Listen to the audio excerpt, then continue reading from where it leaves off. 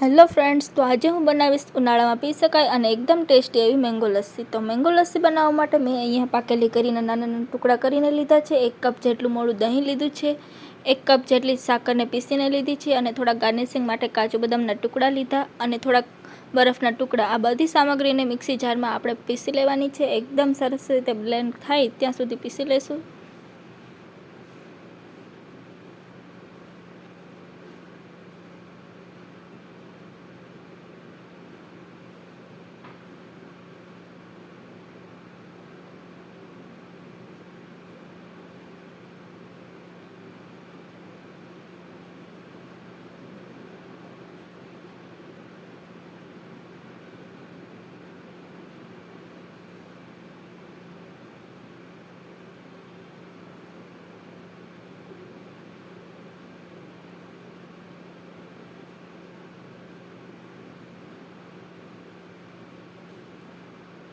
તો એકદમ સરસ રીતે બ્લેન્ડ થઈ ગયું છે.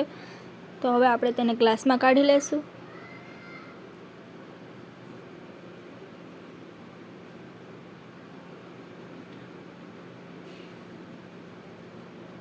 અને ઉપરથી કાજુ બદામના ટુકડાથી ગાર્નિશિંગ કરી લઈશું. તો તૈયાર છે એકદમ સુપર ટેસ્ટી અને ડિલિશિયસ મેંગો લસ્સી. તો આવા જ નવા વિડીયો જોવા માટે અમારી ચેનલને સબસ્ક્રાઈબ કરજો. Thanks for watching.